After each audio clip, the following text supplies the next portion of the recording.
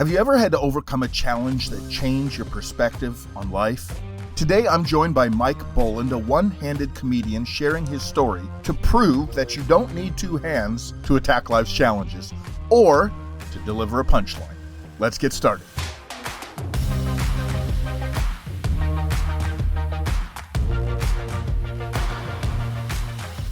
Mike Bolland, welcome to the No Gray Areas podcast. So good to have you here. So I want to call out for those that are watching, the elephant in the room right now, you are missing a hand. And the reason I bring that up is it's tied to almost everything you do and everything that you say, and it's actually a big part of your life as our audience is going to hear. So give us a quick introduction of who you are and what you do. Well, I was born in New Jersey, and this goes back quite a ways. I was born in New Jersey, and as a family, we moved here in 1972 and really enjoyed it. One of the things that the tie into having one hand that my parents had to do when we moved out here is find a place where we can get prosthetics for me at the time. I used to wear hooks at the time, so that was a challenge for them, not only finding jobs and schools where there wasn't any internet back at the time, but they had to find a place to get prosthetics for their young boy.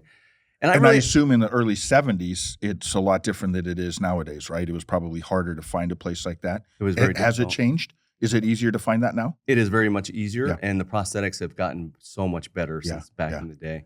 I'm not going to say my parents were lazy, but I was a pirate for every Halloween. And did you pull off the hook hand though when you go up to get candy? That would really throw off the people. But you were born without a hand. I was born without a right hand. So what was that? That never changed? It never changed. No matter how much I watered it, they never sprouted anything. Yeah. You know. So what was that like growing up with that? I'm sure there was some difficulties with it. So walk us through that. It's interesting because my story isn't one of a lot of difficulty. Now, will I say that people made fun of me and maybe I got a little bullying? Sure. But it's one of those things that for me, in my situation, with the correct leadership that my parents were able to give me, that gave me the tools to be able to go through and handle all those situations. Yeah. I've interviewed other people and met other people now, including people just like me who have much different stories. So for me, I was very blessed. And I don't have any one thing I can look back on and go, gosh, that was a difficult time in my life because I had one hand. For me personally, I like the way I am. Yeah. What are some things because again, I've had two hands my whole life, so I haven't had to. What are some practical things that you would tell our audience, most of our audience probably has two hands, that you just have to work through, that you had to figure out as a kid that are easy for us with two hands to do? Well, one of the interesting things is I love working on cars, and I'm very handy, and I know that's kind of a funny term to use for a guy with one hand, but I love working on cars and things like that. So one of the things that I always used is a vice grip, because let's say you got a wrench or the top of a nut or bolt on one side, and then you have, what are you going to do on this side? Well, I use a vice grip. And I'm able to kind of hold it to a certain extent. And it really just depends on what the situation is and where I'm working. I can still put a wrench there and maybe have it hit something. But honestly, so how do you use a vice grip? So again, I'm just asking practically, do you have a little vice grip prosthetic or do you have something? Okay, how does that work? No, I put the vice grip on. Let's say if I have the top of a bolt here and the nuts on this side, clamp it with my left hand and then put it here and then the ratchet's on the left side. But it's a little thing that's the point. That's a little thing that you have to do that I wouldn't have to figure out. You had to figure that out a long time ago. What are some other things that I would not even think about that would be a little more difficult? Well, maybe driving a nail. I mean, again, being handy and things like that. How I do it is and I'll explain it the best I can for the people that are listening. I'll hold the nail in my hand and then put it where I need it to be. And then I hold the hammer in my arm to a certain extent because I can't hold it in my hand. I don't have a hand on the right side. And use the weight of the hammer to just start the nail. And it takes a couple taps. You don't have to really drive it that hard. I certainly don't want to. I don't want to hit my only hand with a hammer. So as long as it's standing straight up, then I switch hands and hit it in. Yeah. And, I keep going back to maybe some more things that mechanical and handy stuff. But even like, I don't use air quotes. I mean, well, I did one time, and I've been still being quoted since 8th grade, but that's because that quote's going on. Yeah, it never ends. But You're right. So obviously, humor is a big part of your life, right? So explain that a little bit, because we've been talking here for just a few minutes, and humor keeps coming up. Is that something that you had since you were a little kid? Was it just natural for you? It is, and I think I talked to an amputee support group just on Monday, and one of the questions they had for me was, because there were newer amputees, is my comedy, is it something that helped me while I was growing up and things like that. And I really do think being a little self-deprecating Yeah. on anyone's situation can help you attract like the more flies with honey than others. And that's the same with me. The thing that I never wanted with myself was have anyone be afraid to approach me and ask me questions about having one hand and what it's like growing up with one hand or part of the limb loss community. I want to have that conversation because I want to pay it forward to the next person that may or may not have their own struggles. So I want to be able to have that conversation. I think the best way to do it is to make people feel at ease in my situation. Yeah. You're obviously very gifted at that, at making people feel at ease. Are there, for our audience and for myself included, are there things that, like, if you see an amputee, what are the do's and don'ts with that? It really depends on the person themselves, and it's a difficult thing because you don't know until you approach them. But I've had people I have a podcast. I have people on my podcast that say, "Gosh, I'm really sick of having to answer the same question multiple times." I personally am not. I will continue to do that. In my situation, and I think it's healthy for everyone to approach someone and ask genuine questions and maybe not assume. And what I mean by assume, the reason why I say assume is a lot of times people like myself included, but other amputees they'll just assume that we're at one time in the military. And unfortunately, I wasn't able to do that because I was born without a hand. Others may not have been in the military for whatever reason in their own life. Have you ever had anybody come up and say thank you for your service? Yeah, I have. And I feel bad because I really believe in the armed forces. Absolutely. I do. But I imagine that you just visiting with you the short time we have, you seem like you're so good at making people. So what would you say? Because it would be really awkward. Yeah. I come up to you and I say, hey, thank you for your service. What would you, or how have you responded in the past? Well, I would just tell the truth at that point. I say, hey, thank you. And I believe in the services, but I wasn't able to be in the services. I was born like this. I would just tell them right away. Yeah. This is the way I was born and I'm good with it. So don't worry about that. And let me circle back around because you said this earlier and I thought this was so interesting where you talked about you don't look back on your life and see like any really, really difficult times because you were born as an amputee. But a lot of that, you said, was because of your parents' leadership. Yes, it really was. How did they lead you with that? One of the things, and I think this is very important, they didn't cut me any slack. I was expected to do anything that my brother or my sister were able to do. Like I said, my dad, I didn't tell you what he did as a profession. He was a machinist. So we liked to work on cars together. Okay. Those are the things that he wouldn't pick up a wrench and show me how to do it. He might give me a tip here or there, but I was expected to do everything that my brothers and sisters were. He was a little bit like you figured out? Yes. Yeah. Absolutely. Yeah. If he needed to help, obviously he would. My mom in particular was someone, she was such a strong person, and I can't give it enough to her. She was a stay-at-home mom, and this is, again, in the late 60s, early 70s. She taught me, I get a little emotional, but this fantastic woman taught me, a one-handed boy, how to use a prosthetic. And there was no Google, there was no YouTube, there was nothing.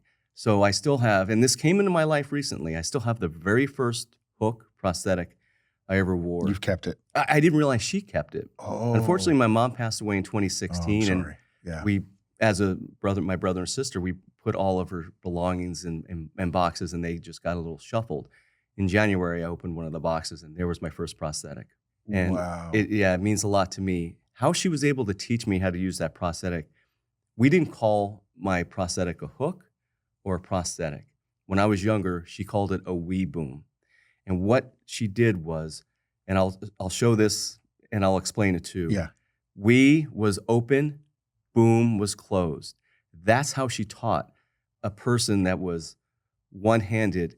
And there's a picture of me in the New Jersey newspaper before I was 2 years old with my hook on, because they did that story because I was able to control that hook before I was 2 years old. And that isn't because I'm some boy genius. Yeah. It's because of my genius of a mother. Wow. I see why you got emotional when you talked about her. Yeah, for sure. How does that work? So the wee boom. Yeah. How do you, I never thought about that. Like, how does that work? How do you close that, open and close it? The closing is through rubber bands on the hook itself. The opening is your back shoulder for a person that is just has one hook. With two hooks, it's a little different. One hook, it's your back shoulder, and this is what it. So I'm flexing my back shoulder. Yeah, you're flexing on our podcast. Yes, appreciate that. Yes, but so you just do that, and it would open it. Yes, and then the rubber bands would pull it closed. Pull it closed. There's a guided wire that goes back here, that goes to the back here. Yeah, and this opens it. This will trigger. So you're 2 years old, and your mom, who's not an amputee, is teaching you how to do that. Yes, she did, and I believe at that time she had probably never seen another person with one hand. Yeah. Man, Mike, I can tell by your reaction that you recognize it, but what a gift your parents were, right? Like even the resiliency that your dad taught you, because that doesn't just come into effect with someone who's a child that's an amputee. That's something we need to teach all of our kids, right? Like I remember when my son, and I still look back on this as kind of a key moment in his life, silly little thing, but I asked him to take the garbage out to the end of our drive, and it was a very long driveway, but it was too heavy for him. He couldn't do it with all the bags in there. And typically what we often do as parents is that we just go figure it out for him. But I remember in this case, I said, son, you'll figure it out. And he was so frustrated. He was crying. He's pretty young. He was like 18. No, I mean, he was younger than that, but he was pretty young. And I kept saying, you'll figure it out. Just figure it out. And then all of a sudden I saw like this light bulb go on, and he started taking some of the bags of trash out, pulled it down there, went back and hauled them back in. But I look back on that and I go, that was one of those moments where he's learning, figure things out, which is a big part of life. And you were gifted with parents that did that with you. So much so that you have a situation that you were born with, like you said, all kids can be cruel, that you could have looked back now and really had a victimhood mentality. And I don't see that with you. Yeah, I don't. I really feel I'm blessed to be born with one hand. I think I cannot imagine myself having two hands. And I'm glad you used the word gift, because that was something that was coming to mind when you're telling your story. My parents gifted me the ability to think for myself, because they knew they weren't going to be around for me everywhere I was going to go. Mm-hmm. So that gave me the ability to think creatively and figure things out for myself. And it's because of them that I'm able to do that. Is your dad still alive? He unfortunately is not. Okay, so you've lost both your parents. Yes. Part of the difficulty of getting older, isn't it? Absolutely. We have to say goodbye to those people that had such an impact in our lives. What's one of your life mantras, your big whys? This is why I do what I do. Believe. I have to believe. And maybe sometimes to a fault. There are things maybe that I can't do because I have one hand, but I still can believe I can do it, and I'll still try. And I will continue to do things. I don't care if it takes me longer. I want the satisfaction of getting something done. I want to be able to do it myself. Yeah. And that's just the way it is. I believe I can do it. Yeah. Okay, so this just popped in my mind, a little one then, going back to what we said earlier. How would you button a shirt? Hey, we hope you've enjoyed this episode so far. Be sure to like and subscribe to not miss a future podcast. Okay, let's get back to the episode. I'll show everybody for this. So what I do, and I'll explain it as I do it, I put the buttonhole side, which is the left side, in my hand, and I hold the button with my left hand too, but then I take my stump and I push it through. Yeah. And there we go. And those are just the little things. Oh, there's got to be thousands of those little things that you just had to figure out. The tying the shoe is probably the biggest question I get, or tying a tie. Those are the things that people wonder how I do. All right. Can you walk us through that one? How do you tie a shoe? Tie my shoe is I wrap one of the shoelaces around my stump. And when you wrap it around and kind of cinch it, I can pull it as hard as, probably better than I can with my hand, because it's just the pressure that's putting it on. And I just flip it around and tie it. I don't think about it too much, but it is a question I get a lot. Yeah. Because you've been doing it for so long, right? Yes, you learned it, and it's just like anything. I was 21, 22. I learned how to tie. I'm kidding, of course. Before that, you had the Velcro. I think the Velcro shoes came out in the 70s, yes. right? So why didn't they come out sooner? Glad they're not in and anymore. Why do they have to sell gloves in pairs? It's like, whatever. I'm kidding. Yeah. And you can't even flip it over and use the other one, like when you wear it out. It's so share again a little bit more about what it was like growing up as an amputee. Again, you said you didn't have any big issues that you dealt with, but a lot of it was just learning how to do things. But that was normal for you, right? Yes. Like abnormal for me to think about it, but normal for you. I think of it as a tale of two lives, and if you don't mind, I'd like to explain someone that I met about a year ago who was born exactly like me. And this is kind of, like I said, the tale of two lives, where I was very blessed because of the people I had in my life and their ability to give me a lot of tools and a lot of guidance. This person that I met about a year ago, again, born exactly like me, unfortunately was born into a family where they were ashamed because of how she was born. And that's very Mm, difficult. They would cover her up. They would be ashamed to bring her to family functions. And of course, that made it so it was very difficult as she got older and led to depression and hard to go to school and things like that. And so there is a fine line between the two lives. As you get older, as we get older, we get to decide who we want to have in our lives. And I think it's yeah, very important that we surround ourselves with positive people, people that believe in us, people that we can also believe in. You don't get to choose your family necessarily. yeah. And I'm happy to report, though, that she is very happy now. But Wow. her life growing up Yeah, could have been the other side for me. I don't have those stories, and yeah, I don't want yeah, to represent myself in that way. yeah. But there are those stories out there. Yeah, but sometimes the positive stories are the most powerful stories, right? Like we hear a lot of the negative stories, like you're talking about with her, and that's heart wrenching to hear that. I can't imagine what she had to go through and the grieving that she's still doing as an adult because of that. But sometimes it's like your story. I mean, I'm motivated by that as a parent, and now I'm a grandparent to be that kind of parent and grandparent to my kids, the kind that you had, that teaches them resiliency and stick to it, and Yeah. you can figure this out, and you don't have to be ashamed of that. And yeah, that's what a gift that was for you. You nailed something that I didn't bring up, the fact that I don't have to be ashamed of how I am, and that is something they taught me, which I'm very honored that they did. I'm the type of person, and I talk about being an amputee, and when I talk to other amputees, I have something called the triple A's of being an amputee or the limb loss community. One is being alone. That's A number one. Because when we go into Walmart or we go into a stadium full of people, generally speaking, we're going to be the only ones like us out there. So that's the Mm. feeling of alone, but that's a human trait. We all feel like we're Yep, alone at yep, certain times, yep. and there's things we can do. Number two is advocacy, self-advocacy. If your prosthetic isn't fitting right or you don't feel like you're getting the right medical attention, you need to do something about Yeah, it. Be your yeah, own squeaky wheel. But the last one is attitude. And the reason why I bring that up, and I'm glad you brought up what you did, is because I can walk into a place and hide my arm and be ashamed. Or I can walk in and raise them up and go, hey, I'm here. Let's go. Let's have some yeah, fun. It's all about the attitude. And that's something that my parents had instilled in me. yeah. Do you see, so going back to the lady that you were talking about before that didn't grow up the way you were, the way you did, do you see people once they start recognizing that attitude it really shifts and starts having a kind of a domino effect on their life? Yes, I think self acceptance within the limb loss community is very important. That's what I've learned by interviewing and now meeting a lot of different people. Self acceptance is very important. Surrounding yourself with the right people, and then that's when the attitude kind of comes in. And then understanding that you're not alone. And one of the things about being alone, no matter what your situation is, sometimes going to a support group is what is 100% needed. And I could see that now that I volunteer my time to do that.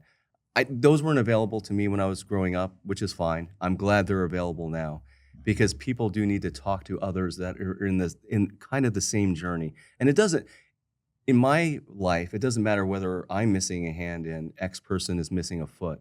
We can still connect on some level and have some really good conversations about what it takes to navigate some of life's challenges and maybe even tell a couple jokes to each other Yeah. and be a little lighthearted about it. Yeah. I love what you said that about not being alone and going to people that are dealing with something, because that apply again for our audience that are Yes. listening. That applies to any of us, right? If you've lost a child, sometimes going to a support group of people that have lost children, you're going to connect and you're not going to feel alone, and you're going to have people that understand a little better than someone else that hasn't lost a child what that's like, or a divorce, or a loss of a spouse, or a loss of a limb, or we could go on and Yes. on with that list, right? So Yes. that's the value of that. So I hear you saying, like, one of the things you would really advocate for is for people, if you're going through something difficult, find a support group. You need to be able to talk to someone in the same situation that you're going through. And you may not think so. You may think, hey, I got this, right? We all think that at times. Oh, I'm good. I got this. But I think there's so much power in being able to connect with others that are going through some of the same challenges or maybe have gone through the same challenges. Something that I talk about too, or I guess the light has been shed on me, is that there is another side. And that's one of the things that keeps popping up as I'm talking to other people within the limb loss community. I was born like this, which is a little different than somebody losing their leg in a motorcycle accident. But what keeps coming up as I talk to people is there is another side. And I shouldn't say sometimes, almost always, that other side is something better than they ever imagined their life could be. Mike, that's huge. That's for any of us. Like, I know you're specifically dealing again with people that have lost a limb or born without a limb, but that other side, there is another side. That's what spirals us so often as human beings, doesn't it? Is when we don't think that there's another side, when we don't think things are going to get any better, right? So that's a huge attitude adjustment just to believe that. How do you help people understand that? Because I'm sure you sit down with some people just in the work that you're doing and the support groups that you meet where someone hasn't seen that and maybe even doesn't want to in some ways. So how do you walk or help people with that? A lot of times it's by example. And I can't be the example at all times because some of the journeys people have been on are much different than mine. But I've been very fortunate to create a network now of people that I know. If I know that there's a bilateral above knee amputee and they may be struggling with whatever they're struggling with, I can put them in contact with someone who's gone through exactly what they're going through. Support groups are great. And there's a lot of different journeys that are represented. Sometimes that one-on-one is needed, a real heart-to-heart. And sometimes the real truth needs to be told. Hey, this isn't going to be easy. Yeah. But you're going to get through it. And I'm going to be here to help you get through it. Yeah. That's extremely important. Yeah. You know what I love about this stuff that you're doing and even these concepts you're bringing up. I'm a person of faith. And so in Corinthians, one of the books in the Bible, the guy that wrote it talks about we can comfort other people that are going through the kind of things that we're going through, or the difficult things we're going through. And I see you, sounds like for most of your life, you've been giving back or helping comfort people that are going through or are in this similar situation. The interesting way you put it, for the longest time in my life, I was trying to be more of a lead from example type of person. 2 years ago, I retired from a career that I had for 30 years. And I did it because I wanted to give back to this community, but more of a way to actively give back by starting the podcast, by starting the nonprofit, by doing my speaking, and even doing the comedy, because that shows a different light of someone who's missing a limb. I'm way more active than I used to be. I was a little bit more passive. Hey, look it, I can lead by what I'm doing, how I'm conducting myself. Now I'm taking it to action and I'm putting my words into action. Yeah, yeah. So the comedy that I've always doing stand-up comedy, I think that has got to be one of the most difficult things in the world because most people are just like speaking in front of people. That's hard enough. Yeah. But then you go and everybody's there thinking, okay, make me laugh. That's what we're here for. I just can't imagine standing up and doing that. When did you start doing that? Did you dabble with it before in life, or is this something that's new? It was new, and I had always made fun of two-handed people. No, yeah. I'm kidding. Again, I'm joking. So that part was easy. Yeah. You know? No, growing up, and again, going back to the self-deprecation, there was always that element of me. In 2016, I had cancer, and that's kind of what changed the whole course of my life, getting through the cancer in 2016. And I had two things that I wanted to do after cancer. Number one, I wanted to go back on the Pro Bowlers Tour because I was a Pro Bowler for a little while. I was the first one-handed professional bowler. It was a lot of fun. Really? Yeah, that was a lot of fun. I gave it up completely, though, to get my job and my career, and I made the right decisions there. But then number two was try stand-up comedy because the thing about cancer, and everyone has been touched by cancer at some point. Yeah. But during my journey, I realized that I needed to have goals beyond the cancer battle itself. What am I going to do after cancer? Mm-hmm. And those were the two things. Try the tour again, which I haven't done, but try stand-up comedy, which I have. And I'm very glad I did. I was extreme. To say I was scared to get on stage the first time, that's a tremendous understatement. I could brag about being a great juggler with one hand. I mean, you're right. I was scared so much. Really? But I did it, and I'm glad I did it, and I continue to do it now. Yeah, yeah. And a lot of your routine, I'm assuming, has to do with the hand or the loss of the hand because you've already dropped a bunch of those little jokes out here, right? Yeah, it absolutely is. And I think for someone like me to get on stage, I think the first thing you have to do is address the elephant in the room. So you have to address it right away. So you do, like, what would you do when you walked up to the mic? I'd probably act like this is the microphone. My stump might be in the microphone. Is this thing on? Is this on? Nice.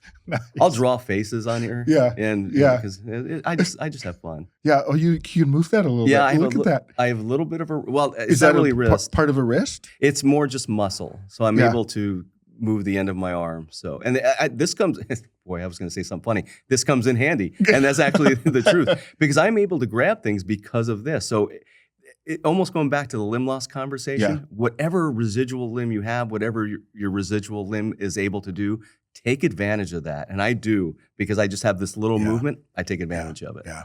Through comedy too. You know, one thing that I love about you, Mike, the little bit that I've gotten to know you already, is I read a book. I love reading. I read a book a couple years ago, and it was written by a sociologist, and he was studying people that have accomplished a lot of great things, and you know, all kinds of people in different ways. Sometimes someone accomplishing a great thing is they were a great parent.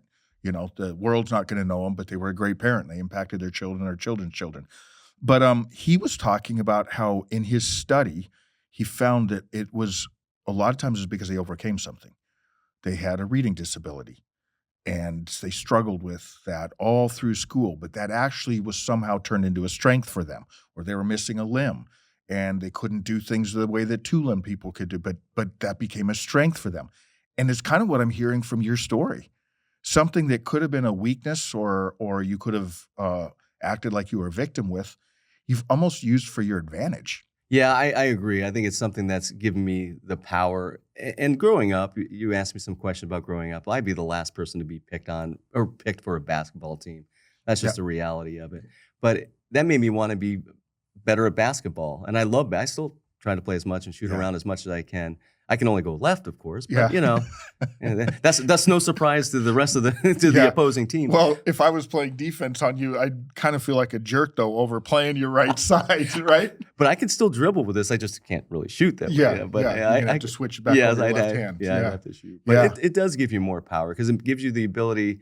Creative thinking is extremely important when you're missing a limb. Creative thinking is extremely important. How am I going to do this? Yeah.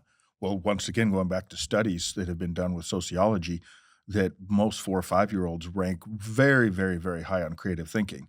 And then it starts dropping off drastically fast after that. And I suppose that's where something like this becomes an advantage for you, because you're forced to continue to be creative through life, just dealing with, because most things are made for people with 2 hands or 2 legs. And so if you're missing one of those, you're saying you've got to continue to be creative. Well, like I'll show you something and I'll explain it for the people that are listening. Yeah. Let's say I want to carry my cell phone. I have very good balance for whatever reason on my stump, and I can just carry the cell. It makes my wife really nervous. You can walk like that? I can walk like this. Yeah. Wow. Even chew gum. I'm kidding. Okay. Okay. So just for our audience that's just listening, you have your cell phone balancing on the stump, and you're just moving your arm around like you're walking. It around. Yeah, flinging it around. So again, a little bit of a superpower, as you said before. I think we all, as humans, possess whatever superpower we have. Mine happens to be very good balance on my stump, and I take advantage of what those little superpowers are, because it can make your life easier. Yeah, great point. So tell us a little bit about your podcast and your foundation. The podcast is called We're Not Stumped, and it was something We're Not Stumped. We're Not Stumped. Initially, it was meant to tell more stories about the limb loss community. I'm very proud to say it's expanded beyond that to talk about the disability community in general. Of course, the emphasis is on my journey or the path that I know much more about. But what it is, I get people on the podcast that tell their story. And what it is, help others. Because even if they're not actively saying, here's what I did, or leading by example, hearing those stories. And I remember when it's 2 years now, and I'm close to 100 episodes in. Yeah. Congratulations. Thank you. Yeah. As you know. Well, that's a grind. It is a grind. Most podcasts never make it past 9 episodes. Wow. Yeah. Really? Yeah. Large percentage of podcasts. I didn't even make it past 5 fingers. So it's kind of, I can see where people would drop that off. I mean, yeah, but you're coming on 100, or you've had 100. So congratulations. Thank you. Okay. Thank you for that. So go ahead. I interrupted you. No, that's fine. And the reason why I started it too was, again, a different journey than me, but I know that there's people, let's say, laying in a hospital bed, maybe getting ready for their own journey, or maybe because of something that's already happened, whether it be medical or an accident, embarking on a journey that they have no idea what it's about. None. A lot of people that are not a part of the limb loss community have no idea what it's about. And that's fine. I mean, it's better that they don't know. It's a difficult thing. But what is available to that person when they're laying in bed? And that was the inspiration for me to start the podcast. It goes back to one of your A's, right? Alone, like you're Alone. helping them not feeling alone. Feel Exactly. Alone. Yeah. And I remember during my cancer battle going to WebMD, scariest thing ever, right? Yeah, I've done that too, and I Yes. found out I'm dying tomorrow. Usually That's the exactly answer. it. Yeah. Yes, or I'm growing 3 hands. Or, Yeah. we don't know what's happening. I'd rather have them stumble upon my theory was have them stumble upon my podcast and then get some real answers from people that have gone through exactly what they've gone through. And it took some episodes, as you know. Yeah. Builds and Yeah. build. You hope it Yeah. builds and Yeah. builds. And I want to say about maybe 4 months ago, maybe a little 6 months ago, I had a person on the podcast, Ashley Ramirez, and she lost her left leg in a car accident. And she said, Mike, I just want to let you know that I stumbled upon your podcast. I can get a little emotional here. When I was laying in the hospital bed, and I'm very glad I did. And that's all I need. Wow. Sorry. Yeah. No, Mike, that's your emotions show you're human. Yeah. And that's why you're doing what you're doing, right? You obviously have empathy for people, and you love to help walk people through that difficult time. So this young lady is in a very, very difficult time, and like you said, probably feels very alone. Yes. And she stumbles on your podcast, and it had a huge impact on her. Yes, and it's all Yeah. because of the guests. I can think of I think it was Tracy LaMarche is the one that she heard, and who was a bodybuilder who lost her leg through a knee injury, who went back on stage, and it was just an honor to be able to interview her and then have that story reverberate all the way to Ashley, who is now doing well. I just saw a YouTube short with her with her new prosthetic. She's doing great. She's a great person. Yeah. As yeah. everyone has been on the podcast. Yeah. How would someone find you? We're not stumped.com. We're not stumped.com. Yeah, of course, Okay. without the apostrophe in the Okay. URL, but we're not stumped.com. And then my personal website is MikeBolland.com. Mike Bolland. And Bolland is Bolland. okay. And we'll put that in the description Thank too, you. in the notes too, so people can get connected with you. And are you okay if people like let's say we have a listener who is connected to someone who is maybe walking through this or even walking through cancer? That sounds like something you've had. Is that a reason that they could go and connect with you and reach out to you? Yes, I would feel like I didn't do my job today, and I thank you so much for having me on the podcast. But I wouldn't have done my job today if I didn't hopefully give people the feeling that they can contact me for any reason. They Yeah. can contact me. I'd very much appreciate that. Yeah, no, I appreciate that. So I would encourage our audience. I mean, I doubt with an audience of our size that there isn't someone that doesn't know a person who maybe is just starting to walk through this. In fact, we have someone who's on our podcast. I think it dropped about a year ago or something, and he had gone through brain cancer, and just miraculously, the doctors couldn't figure it out, but he just found out it's back, and so he's walking through that now. So I think most of us would know someone who's going through this. Yeah. And I would encourage our audience, reach out to you. Go check out your stuff. Go check out your podcast for sure. Maybe encourage someone that they know to listen to that podcast that could help them. Like you're saying, that young lady that sat in the hospital that had just lost a leg. Let me just circle back to that really quickly, though. That's got to be a little different for someone who loses a limb. Like you were born without a limb, and someone that loses them. What's the difference that you've seen as you've talked to people and walked with people in their journey? A lot of times within our community, that does come up, and it comes up all the time.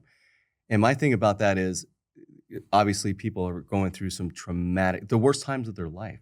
You lose a leg, you lose a limb. That is going to be most likely, they say it's like losing a loved one. It's going to be the worst part of your life.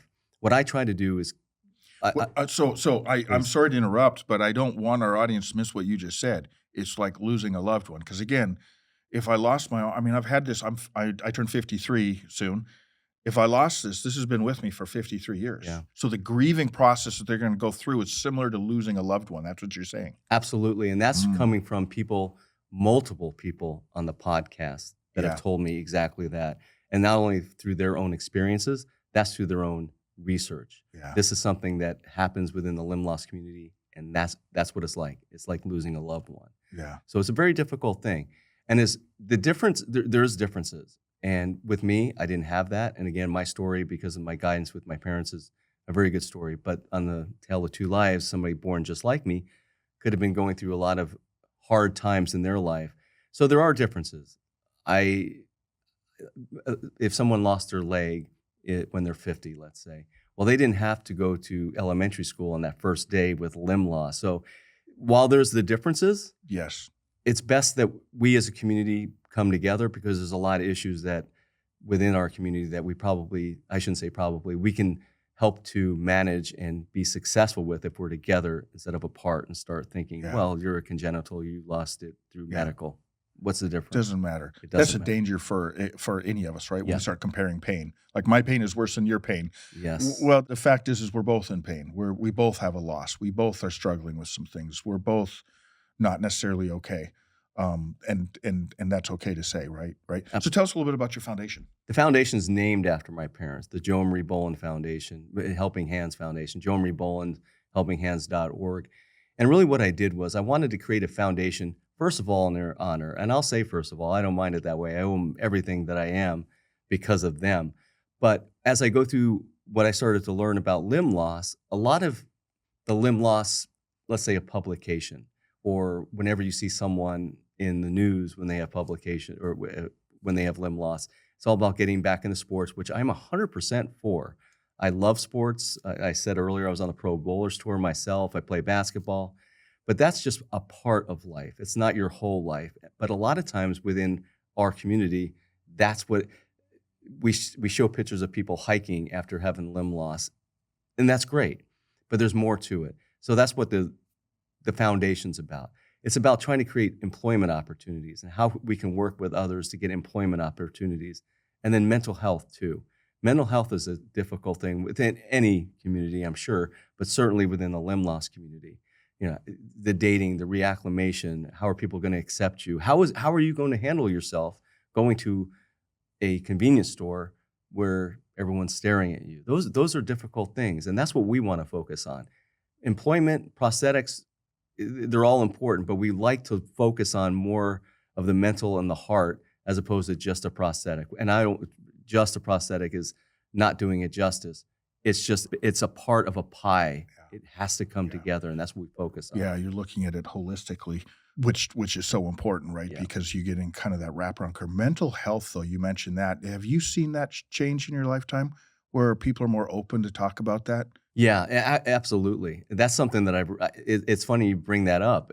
There was a time where I think it was a little bit more taboo to talk about what happened to you, or certainly asking questions. Yeah. I don't know whether I can approach this person and ask a question. It was more taboo. And because of that, maybe a person like me was more in a corner. Yeah. Now we're not. And that helps with the mental health. We're more accepted. You see more of people like me in movies and in television shows, commercials. And I think that's a good thing. Yeah, yeah.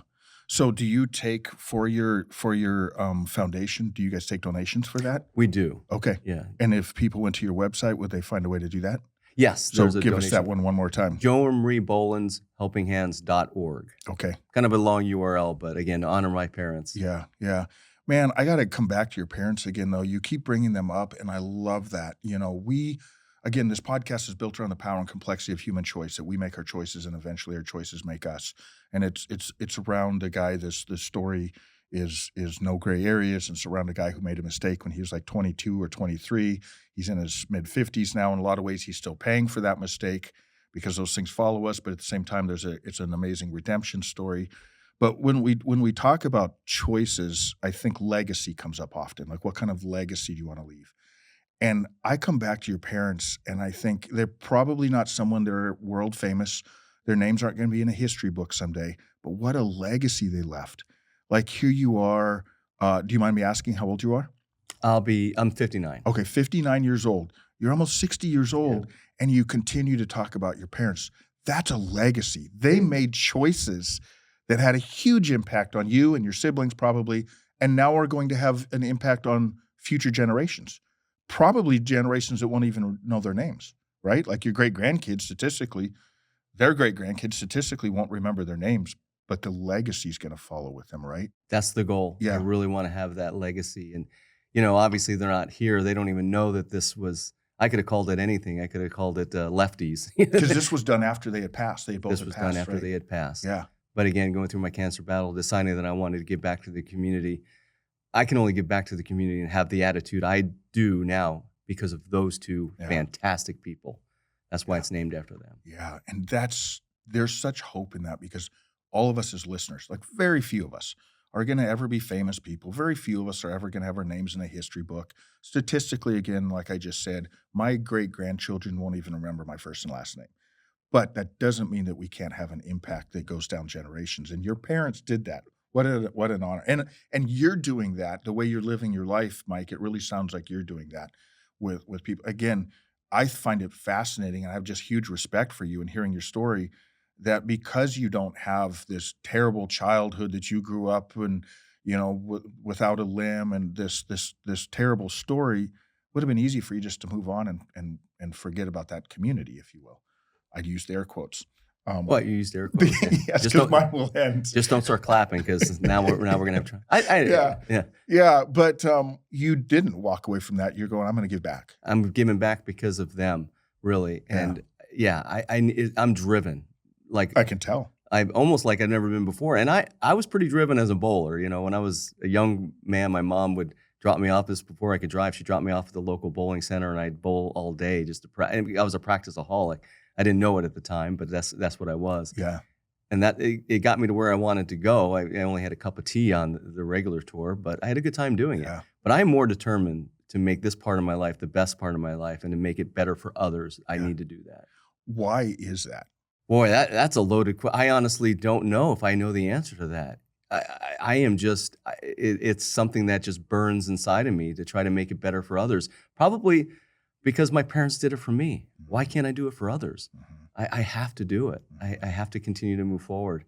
I enjoy it. Yeah. I enjoy meeting new people and hearing the new stories and recording the new podcast with the person that I just had a person on the podcast that had something called osseointegration, which is actually putting a steel rod into your bone to make it so the prosthetic will stay on your residual limb. Her story is unbelievable, and it's going to help so many other people. Sounds painful. Yeah, she was talking about that too. I had to ask that question. Yes. Yeah, but that story is going to help a lot of people. Would you want, now being a podcaster, I recognize that one of the difficulties, especially as you start getting into 100 episodes, is finding guests.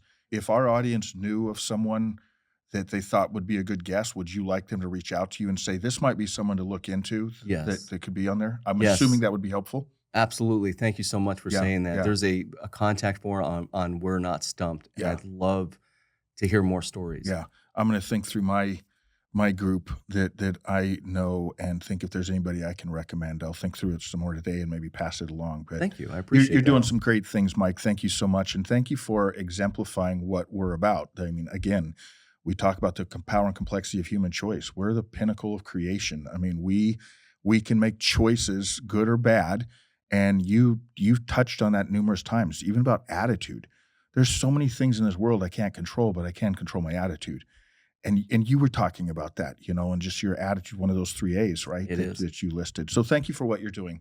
So one of the ways we close out this podcast, though, is we do 2 truths and a lie. As we're wrapping up this episode, be sure to leave us a 5-star review. And if you're watching on YouTube, leave a comment on something you'll take away. All right, let's hop back into the remainder of the episode. It's a fun way. It's ironic because there's no gray areas is what we call it. And I'm going to ask you to lie to me. Step into the gray. So give me 3 statements. 2 of them will be true. 1 will be a lie. And I have to try to guess the lie. Okay, let's see. I could spin a basketball on my stump. I was once a child actor, and I love eggs. I don't care how they're made. I love eggs. Okay. So child actor, eggs, and you can spin a basketball on your stump. I got to go with, because I try to get it down to a 50-50. I got to go with spinning the basketball on the stump. It's got to be true because you've already showed me a bunch of other things you can do, and you love basketball. So I'm going to say that's true. You're correct. All right, good. Now I got it down to a 50-50. You love eggs, and what was the other one? I was once a child actor. Oh, man. I could totally see you being a child actor, too. I could totally see it. You have that presence about you. So I'm going to say that's true. You nailed it. I did. Wow. So you don't like eggs? I don't like eggs. I knew if you used if it was I love eggs, I knew it was going to be more like I hate eggs if that was the lie. So you were a child actor for a while. Well, it's funny. When you talk about opportunities and things you don't realize because of how you were born. When we moved from New Jersey to Arizona looking for a prosthetic, we didn't know this, but there was a production company looking for a young one-handed boy to play a part in a movie. That movie ended up being The Trial of Billy Jack, which is kind of dated. Obviously, it came out in 1974. I played the part of Danny, which was a pretty pivotal role in the movie. It was the third highest grossing film in 1974, and I was never asked to act again because of my ability. I was just going to ask, had you done any acting prior to that? No, So I never did. It was really because you had, Yes. you had gotten an opportunity because of that.